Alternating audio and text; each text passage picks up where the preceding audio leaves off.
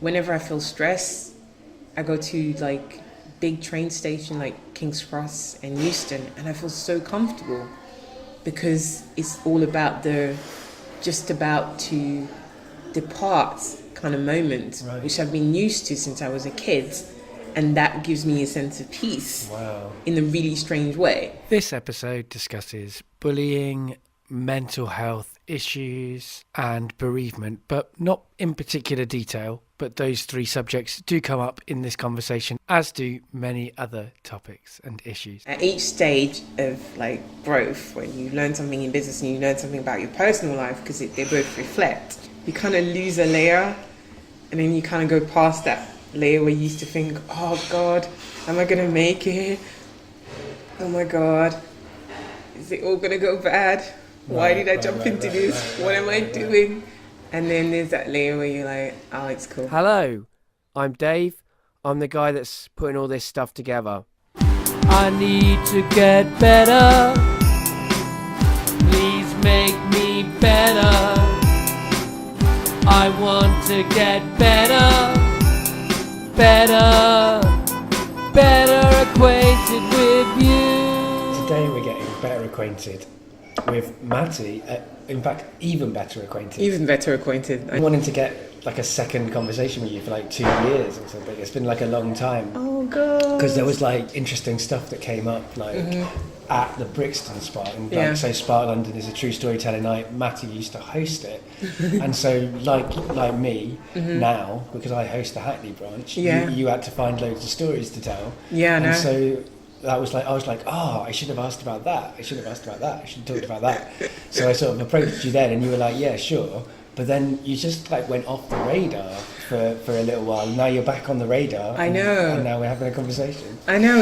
I guess I wasn't so much involved with Spark directly. I was still there, but I was more or less doing a lot of my own thing because I wanted to grow as who I wanted to be and in business and things like that. And I really wanted to be part of it really actively, but I just finding the time was really difficult. Oh, you know. And it's like the whole sacrificing of like, I love being here, but I got to do this and then maybe I can come back. I mean, so the first question I ask everybody is, how do you know me? And we've kind of covered that. We met through Spark London. Yeah, we did. And the second question I ask everybody is, what do you do now? Oh, what do I do now? It's interesting. So I've been almost 4 years in business. Started my business out of blogging. And then I remember starting helping small businesses like Spark about running their social media and helping them to run it online. And then I really devoted myself to learning more about social media. And I started getting people to ask me to come and do talks. And I really wasn't putting myself in a box because I realized that nowadays, you know, what you do doesn't have to be, hey, I'm a doctor, I'm a teacher, I'm a professor. It's not just that. It can be anything or a number of things that you are and that you do. And you cannot be defined by those things. So in essence, that's kind of how I built my kind of portfolio career. I do a lot of motivational speaking. I've done lots of university lecturing, leadership training with young people and adults up and down the country in the last couple of years. My last contract I was doing was with a college. I've restarted doing my YouTube interviews and my YouTube online show called Good Morning Mathy, where I kind of ask people bring tips about what people love doing, their careers, their lifestyle, and things to help them grow really and motivate them. And then I have an interviewing section. And also I've just published my first book. Yeah. I mean, this year. That was one of the reasons I thought you probably had gone quiet, because you were writing a book. Yeah, I was also really quiet because I was running the book. A few other things, but yeah that too. Sure. Put my book out there. It's been online for about 3 months now. So still really new. Still like a little baby. So. And it's downloadable, right? Yeah. So you can get it on. It's called Quit or Embrace Your Job Crisis, and you can get it on ebook and you can get it on paperback. I also got really excited and I recorded an audio, which I'm not releasing yet. I'm just like, calm down, Matty, calm down, calm down. I know you want to do this, but just like, calm down. Okay, so I haven't released it yet. You can get it through Amazon on those platforms, yeah. That book is kind of like at least drawing on a lot of the stuff that we talked about the first time you were on the show. Like, yeah. You lost your job, and your job was working in careers advice already. Yeah. So you kind of, that was like an irony to then lose your job and be in the position of the people on the other side of the counter. Totally. And then, and also, you know, you had some bereavements as well, and those kind of all came together to give you a new change in direction in what you wanted to do. Yeah. And I guess that book is you summing that up, is it?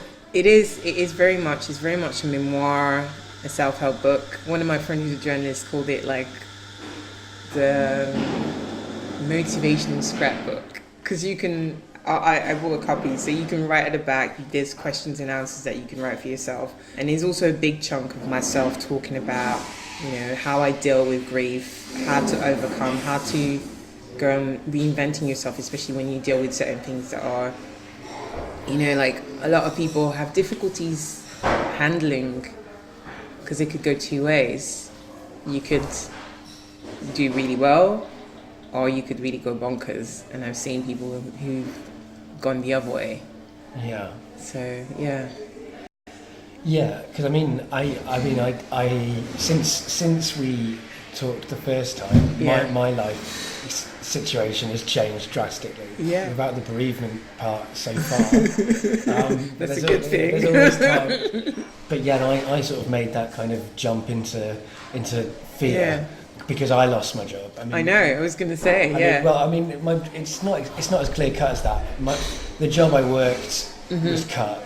Yeah. I was on secondment, so I could have gone back to a job I would have hated and I'd done for years and was much lower down and lower paid for more hours. Yeah. Or I could try and go freelance and find out if all of the work I'd been doing outside of the job for so many years, all of that work I was doing, if that was actually going to prove to have been enough to have those contacts and all of that stuff that you need to go freelance. I mean, I was sort of like thought of it at the time as like jumping out of an aeroplane without knowing if your parachute was going to open. Yeah. Because it might open. And it might not. And I think I recorded like a podcast like at the New Year saying like the parachute opened. But now I'm in a situation where I'm like, I don't know, maybe I was a bit too quick to say the parachute was open. Maybe it turned out it's got holes in it. Anyway, so we'll see. I'm still like, I'm falling slower than I was, but still falling. Because you've been I've been, you know, a consultant and freelance for a while now, and you've just kind of been in it for about a year and a half, 2 years now. Yeah, a year and a half. I think. Yeah. So it's okay. You still find your feet. I mean, something that I'm learning is that each stage of like growth, when you learn something in business and you learn something about your personal life, because they both reflect. You kind of lose a layer, and then you kind of go past that layer where you used to think, oh God, am I going to make it? Oh my God, is it all going to go bad? Why did I jump into this? What am I doing? And then there's that layer where you're like, oh, it's cool. And that always happens. Yeah. But I can handle it. Yeah, I mean, I can see. Hopefully, we'll see. It's an interesting thing to do. To be, I mean, I read something the other day. It wasn't to do with this kind of topic, but it was said something along the lines of, if you're walking along a tightrope, the best thing to do is to walk confidently, rather than to like be cautious when you're walking along that tightrope, because then it wobbles more and you fall. You know, I mean, that was about trying to make complicated, controversial statements within art. That was, and it was like, it's better to do it confidently than to like. But I think it applies to freelance life as well. And so I'm trying to be confident on that tightrope, but I'm not. It does. I'm not. Confidence isn't entirely my natural style. It's not even what I sell. I sell anxiety and awkwardness. That's my brand.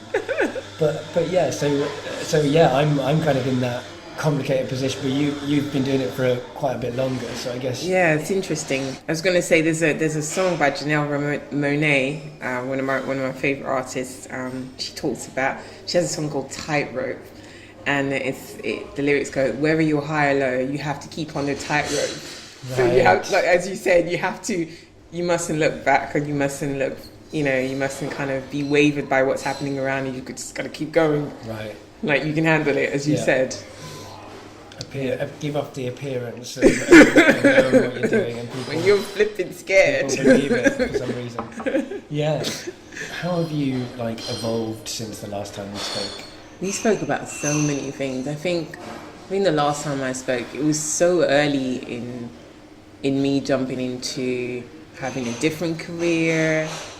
I was an early baby freelancer like you. Right. You've changed the name of your main project, or changed projects really. Well, when I first started my blog, it's called and still called What the Job Is This, and I still go underneath that brand because that's what people recognize me on. But I've kind of just allowed people just to know me as my name. Yeah. So I've kept the blog as What the Job Is This, but the business is Mathy Lisika-Minsende.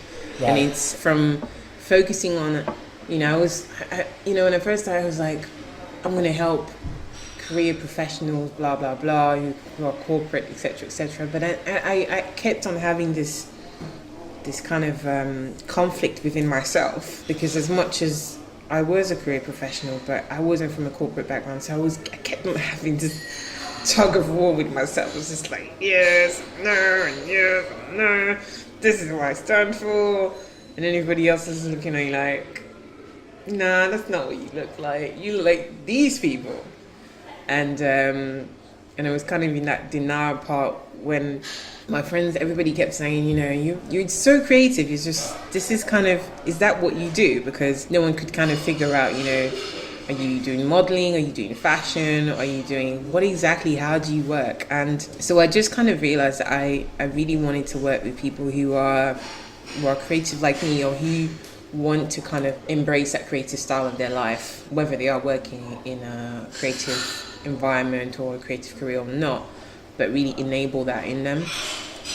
Because that's what I was doing, For a very long time, I was hiding my creativity under lots of layers of jobs, corporate stuff, and etc. And it really didn't suit me. Having had experience as a kid and growing up, I used to sing in a band. I used to be in a drama group. I did modeling for a while, and I draw. I've been drawing since I was literally 6. So all these little bits and pieces were right. They were there, and I did it in my spare time, but I never kind of put the two and two together, and I never really thought I could. And then a couple of friends of mine were like, what do you really want to do? And then I said, I want to help those people who are creative to enable themselves, but I also want to help those who are struggling with that whole what the job is this moment, that quarter life crisis, or that crossroad where I don't know what I'm doing with my life next. Where am I going to get the help? So I just decided that I was going to amalgamate the two and just focus on working with those kind of people. And then I realized as soon as I accepted that, it just kind of everybody was like, yeah, that's like you. That makes more sense. That makes more sense.